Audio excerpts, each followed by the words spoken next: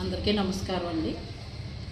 మనకి ఏదైనా ఆరోగ్యం బాగాలేదనుకోండి, రేపు ఎల్లుండ అని అశ్రద్ధ చేసే లోపే దాని మార్పులు రకరకాలుగా చూపిస్తున్నాయి.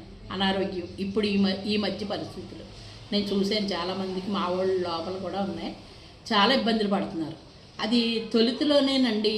ఎక్కడైతే బాగుంటుంది ఏంటనేది మనం సరైన ఒక నిర్ణయం తీసుకుని దాన్ని అక్కడికి తుంచుకోకపోతే చాలా ప్రమాదాల్లో పడిపోతున్నారు.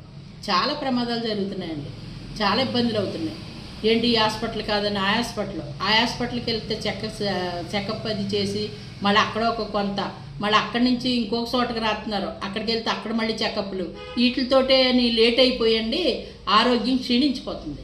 అందు గురించి అని ప్రథమంలోనే తుంచేయాలని అనుకున్న వాళ్ళు ముందు జాగ్రత్త పడిపోయి దాన్ని తీసేసుకోవాలండి. ఏది ఏమైనా సరే ఆరోగ్యం ప్రధానం అండి. ఆరోగ్యంగా ఉంటేనే మనం ఏదైనా చేయగలుగుతాం. ఎద్దు బాగుంటే అద్దెప్పుడైనా వస్తుందంటారు.